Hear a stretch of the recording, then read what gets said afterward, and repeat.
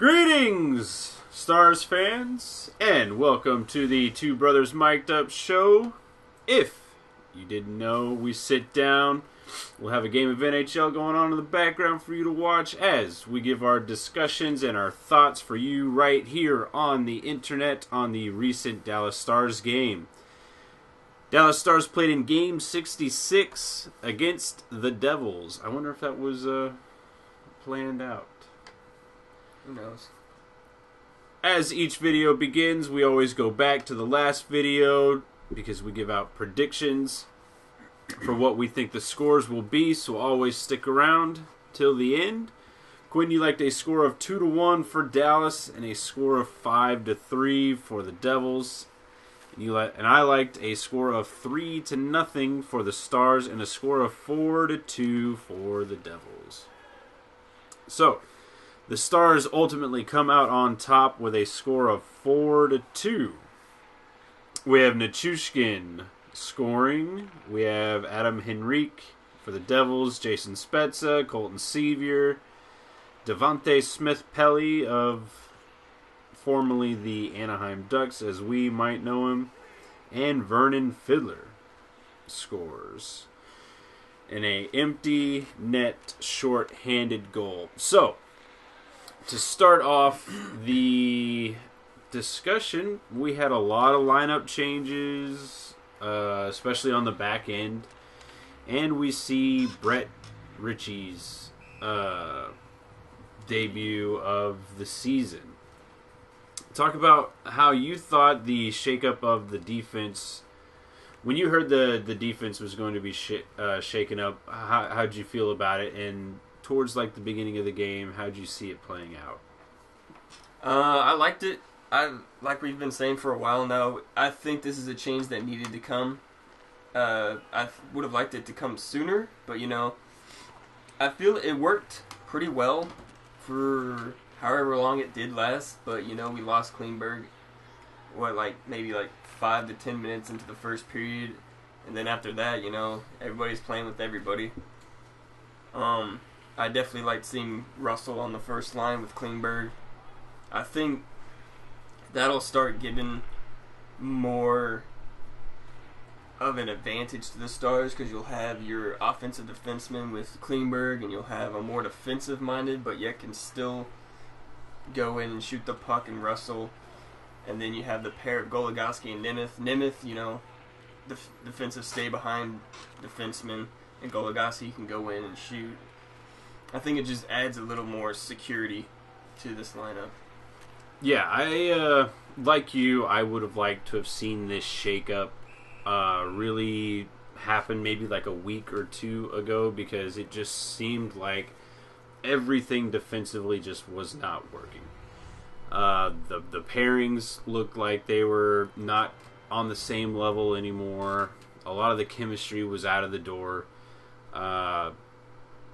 Seeing Klingberg and Goligoski split up, I think it really jarred this team, thinking that, okay, like the coaches and maybe Jamie, the captain, maybe they all got together and started talking about what needed to be happening towards this upcoming game, because that Nashville game was not good. I think that might have been the straw that broke the camel's back to say, look, everything that we're doing right now is just not working. So it was good seeing that Russell gets top line billing for his minutes, which is a little weird, because I honestly would have thought that they would have kept Jordy and Russell together, but Jordy gets hurt. I thought that maybe Russell would have been kept down on that third pairing so he can get himself a little more acclimated to the system and playing with everyone, and they would have broken up the top two pairing, maybe switched out Goose with Oduya and vice versa with Demers and Klingberg. But it was nice seeing, because it did seem like it kind of jolted the Stars. So the Stars, they come out again. they have pace. They're out shooting the opposition that they've done in the past like 4 or 5 games. They've always had pace to the start of the game, and then everything just goes downhill from there. Stars get an early power play. Things kind of don't look all that great. They had a little defensive breakdown that turned into a scoring chance against them, actually. So the start of the game looked good, but then it also looked like Stars hockey from the past couple of weeks. But then we see the setup from Janmark to Nichushkin for Nichushkin to use his speed and do that big power move that he likes and hasn't really converted on a lot lately, but we see him score his 9th goal of the season on his 21st birthday. No less. So the past couple of weeks he's starting to wake up. Maybe, like we said in the last video, that he could be finally understanding how this game and how his style of play should be. But we also see, the constant reminder that Janmark is really the glue that's holding whatever line Janmark happens to be on. He seems to be the glue that kind of holds those lines together. He has 2 primary assists. He has another one on the Spezza goal. But talk about Janmark and what you've seen from him recently. I think Janmark is one of the perfect forwards to fit on this team. On a team that's lacking defensively, especially in the offensive core, to have a two-way offenseman like him, it really adds that extra punch to the lineup. He can go in, he can score, he can make passes, as he showed in this game, but he also has the wheels to get back, and he has the offensive mindedness and defensive mindedness to stay back when he needs to stay back. Yeah, he will start reminding you as the season has gone on a little bit of what Yuri Letnin used to bring to this team.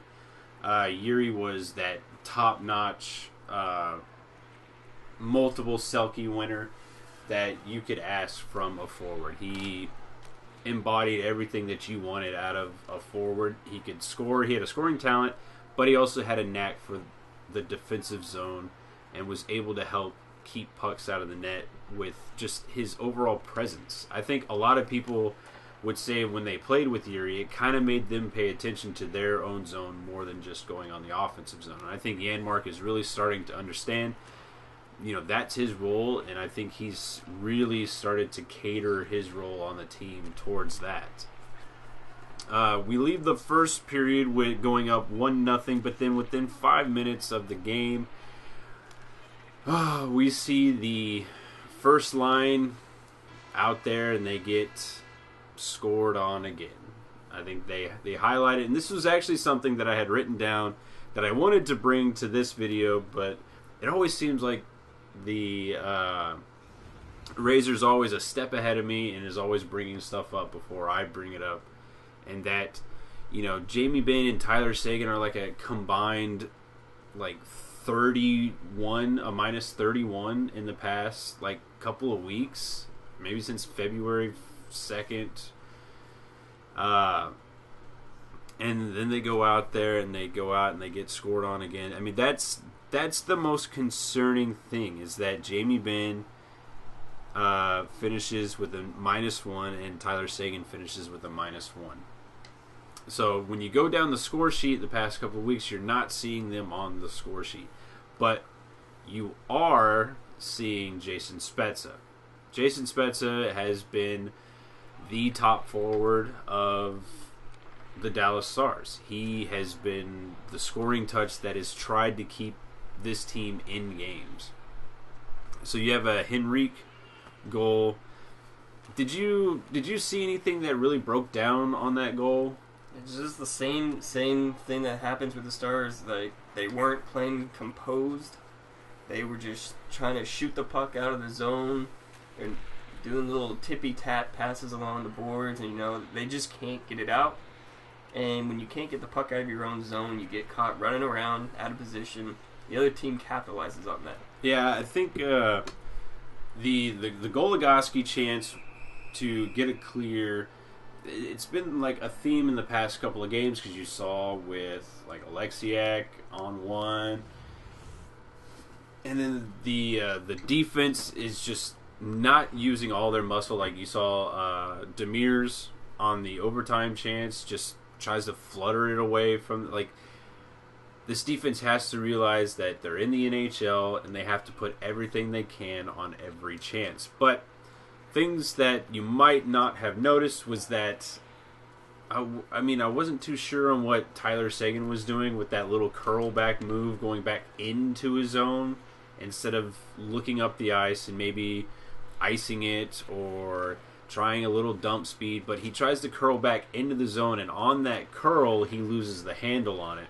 And the Devils are able to jump on it.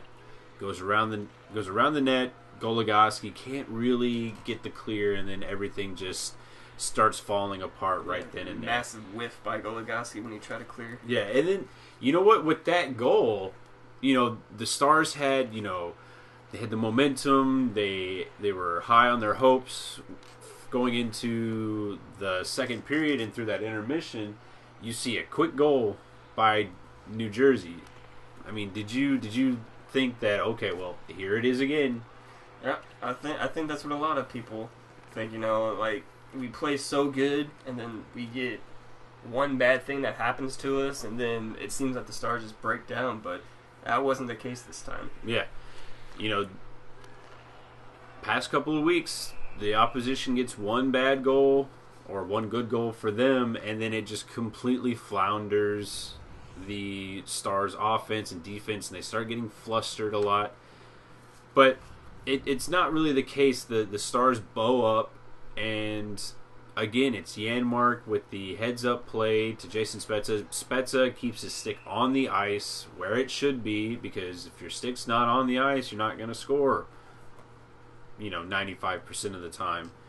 And it's refreshing to see that Janmark, Spezza, I think they've worked really well together. I think they're really starting to get that chemistry down once they're not doing a lot of these line juggles with Spezza on the top line. I think Spezza deserves to be in a center role on the second line so he can, create more than, him trying to take over from Jamie and Seguin. I think that helps the flow to the offense a lot. But then we also see, let's talk about Brett Ritchie. Now, he's the one prospect that I've been kind of harping on for, the season of who I wanted to see called up. He's the one prospect that I would not include in a trade or anything like that. I think Brett Ritchie has a bright future with this franchise. And immediately him going into the lineup, you see he slotted up on the first line. What did you see from Ritchie in this game? A lot of the times from watching Ritchie from last season, this is a kid that no matter what line he's on, he's going to give 110%. And to be paired up on the first line, that just shows the confidence that they have in this prospect. He's out there with Jamie and Tyler, and I'm pretty sure all Lindy said to him was go out there and make space for these two. And that's exactly what kind of player he is. He goes out there, he'll smash you into the boards, he'll hit, he'll fight, he'll stick check, he'll do whatever it takes, he'll stand in front of the net. This is a kid that will take this team far in the next couple of years. Yeah. Although, he finishes with that -1 because he was out there with Jamie and Tyler for that first goal for New Jersey, but he has really good stats. He had the high of 8 hits in the game, and that's what this team needs. It needs those grinders. It needs those people that are going to go throw their body and really, separate the player from the puck. And Brett Ritchie was like a bulldog out there. He went out We saw him with that hit on Green, and then Larson turns around, tries to square him up, and you know what? Ritchie has the mind to say that he is not afraid to play in this league. Immediately drops his gloves, doesn't even really give Larson much of a chance. But I think that right there sent a message that he's not going to be scared. You know, Larson, not really known for fighting, but he still tried to square him up. He still was trying to send a message to Ritchie, don't do that. And Ritchie just turned around and popped him in the mouth. And that's the grit that this Stars team has been missing. You see glimpses of it with Roussel, but Roussel is starting to not be that for this team. I think Roussel is kind of regressing back. He's trying to be more of... What kind of role do you think Roussel is trying to play now? I think he's trying to be a second-line forward, but I think him playing the way he is as of the last couple of weeks is actually hurting the team more. I mean, he's taking penalties, he's trying to instigate, but nobody's really falling for it. I mean, he's trying to make plays, he loses the puck. I mean, this kid has great hustle. He can hit. He can fight. That needs to be his role in this team. He needs to stop trying to go out there and be a superstar. Sorry, Roussel, but it's not going to happen. Yeah, the thing that's that's standing out for me is that he was only registered for one hit. That's not his. That's his role. He should be out there like leading this team in hits. Granted, he is out there banging bodies, and he's out there trying to send messages and stuff like that. But as we saw last night, Roussel just comes in and takes that idiotic penalty at the end of the first period that puts them down, and the Stars ultimately get out of that penalty kill. But I mean, when Roussel is playing at his best, he's being smart, but he's playing hard. It's like Brendan Morrow, like he would play smart and on the edge. And he would cross that edge whenever he needed to. But we need to see more out of Roussel. And maybe with the injection of Ritchie into the lineup, maybe that'll spark Roussel to be like, okay, look, I'm a regular on this squad. I'm not going to let someone come up here and kind of take my role away. I still loved everything that Ritchie was doing today or last night. That this is why I wanted this kid up here. I mean, no offense to McKenzie, and Foxa has been good. He's been good, and Foxa has been a regular call-up for a reason.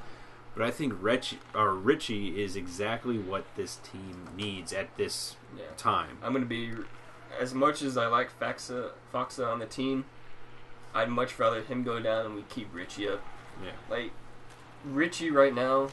in this one game has probably done more than a lot of the Stars players have tried to do in the past couple weeks. Like, he's giving the team energy right now.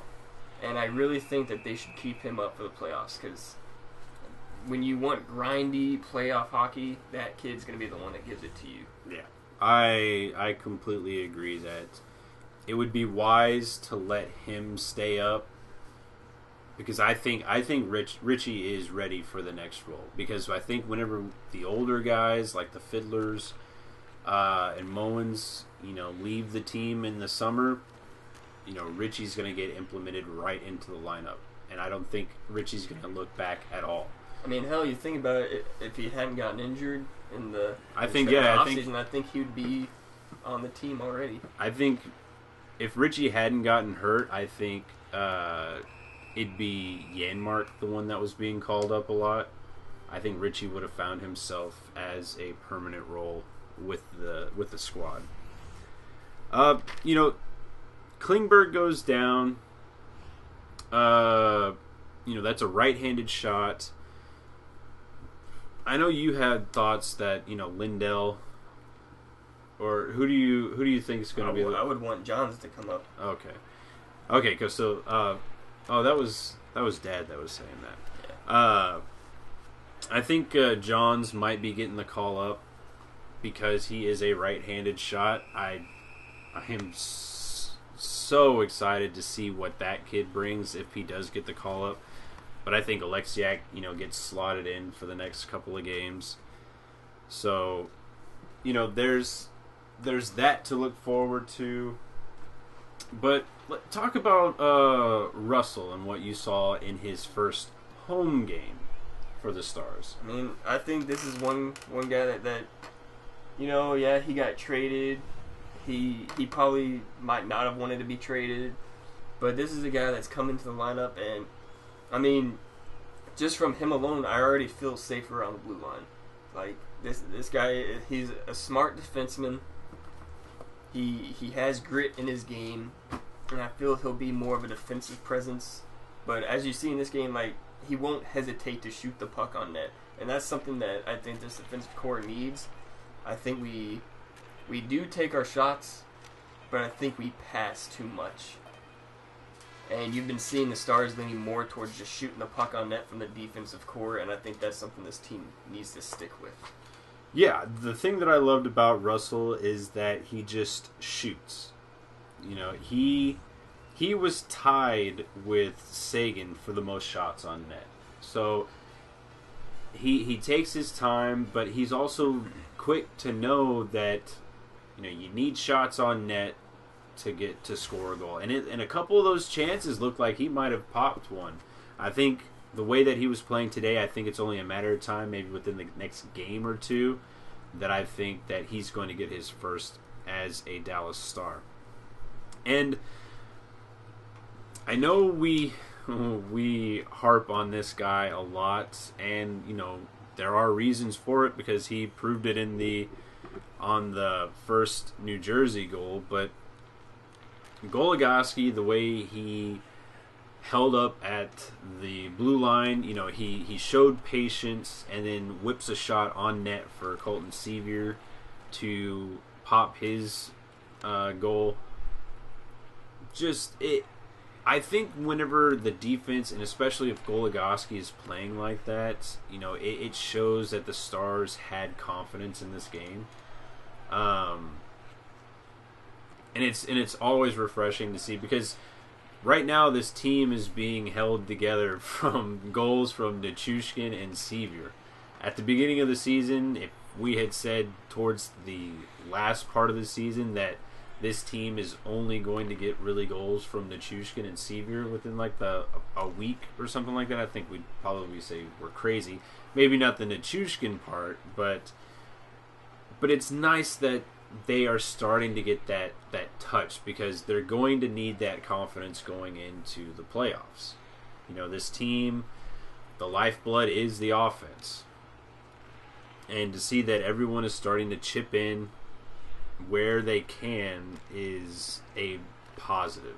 And Nichushkin and Sevier and like Fiddler, if they were getting goals and losses, but if they're getting goals and wins as well, it's only that much better for this team. So what do you think about maybe, is it time to split up Sagan and Ben again? I don't think so. I think they work best when I think they work best together. I think they complement each other so much better when they're not split up.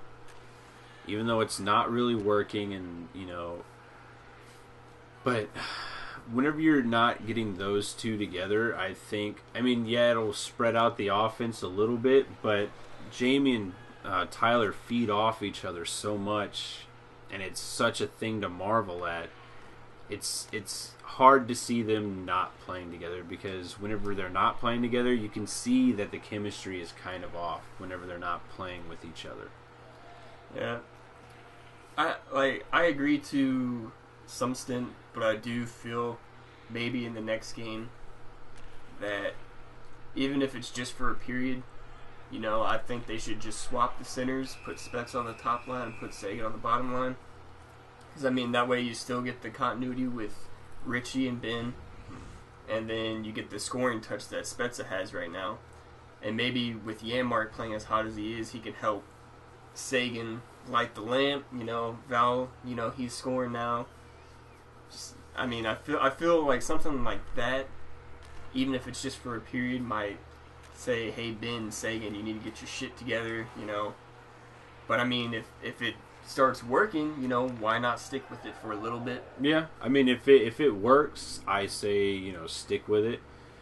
But it's like that catch-22, if like you split them up and they can't find any kind of chemistry, they go right back, together. But, they right now they're not scoring, so it's like, do you want to do something or do you just want to let them play through it? So I think something should happen, just because, like you said, we're just not getting anything from him. Yeah, Ben's playing physical, but I think just a little shakeup between those two just might help him out a little bit.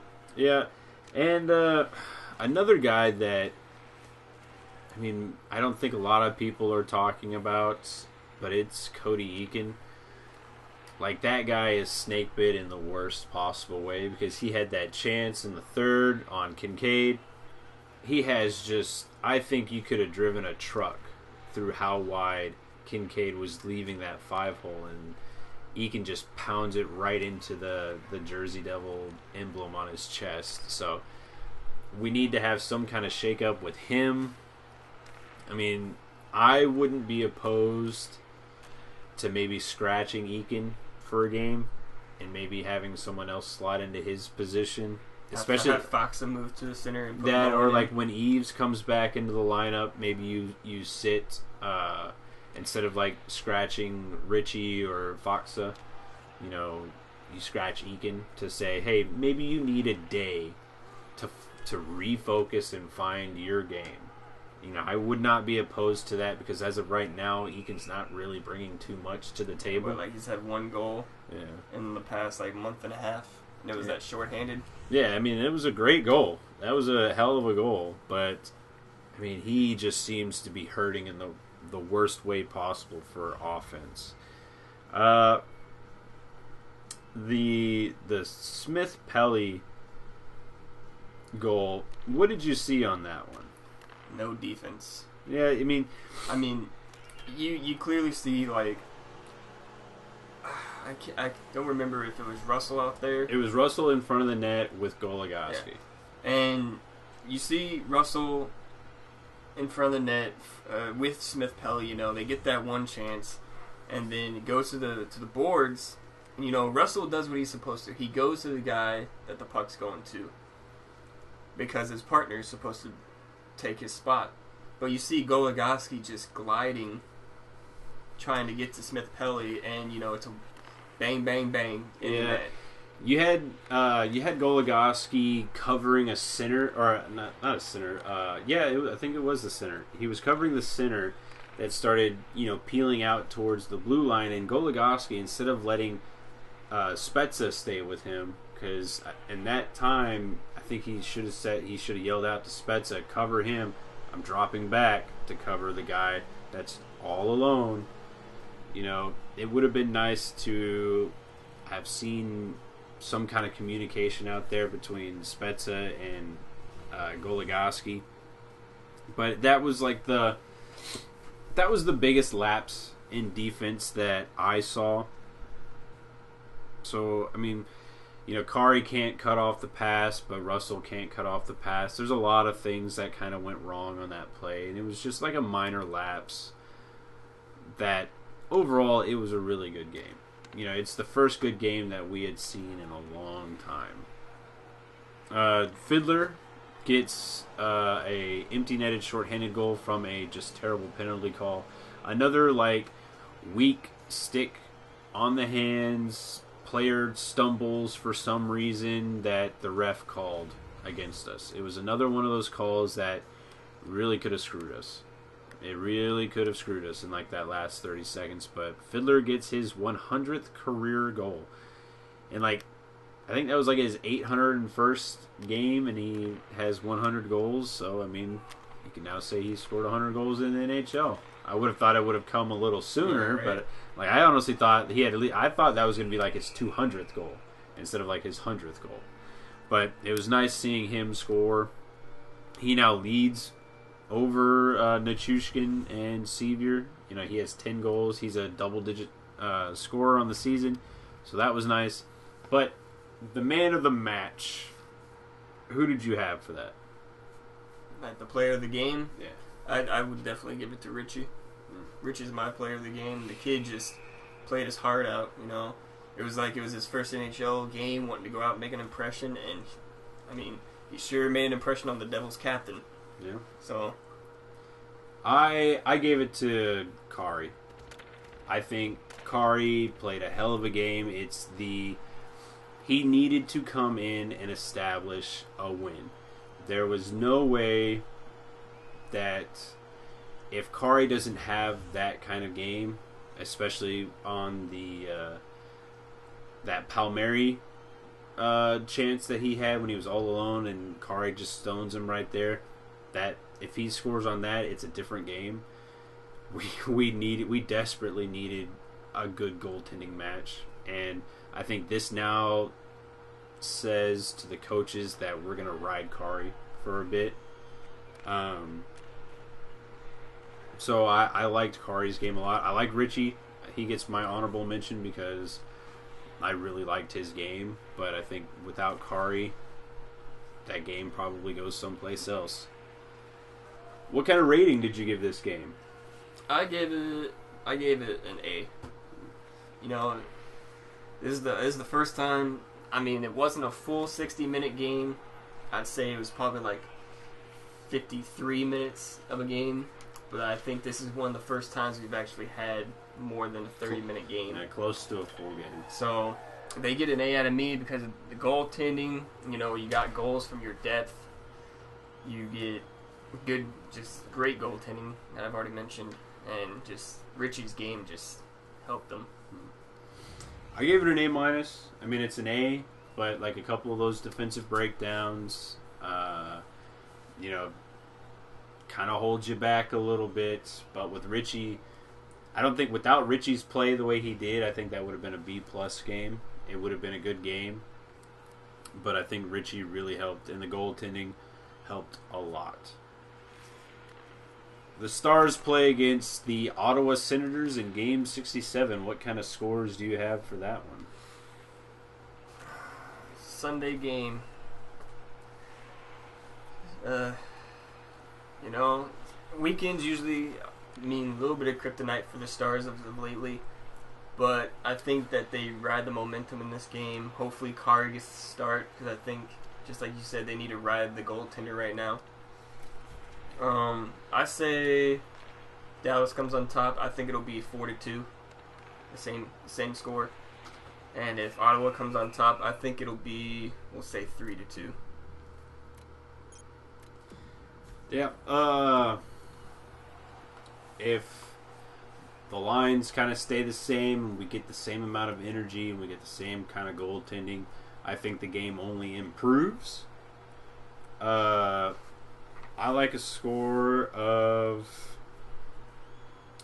5-2 because I feel as with that improvement, I think Jamie or Tyler finally, you know, break their schneid, and if they do that, I feel as if they finish with a good plus-minus instead of a negative plus-minus. So I like that. The Ottawa Senators win. I think it's on the back of Carlson. And I don't think Anderson is playing for them. I think he's hurt. Might be another backup goaltender that, you know, shows up the Stars. So if that, I like a score of 3-1 if Ottawa wins. And with that, that's the discussion. Be sure to subscribe. Share the video if you'd like. Hit that like button down below. Leave any kind of feedback you'd like. Without that, that helps the show. That won't help the show grow. Remember, this is a show for fans, by fans, and as always, tune in.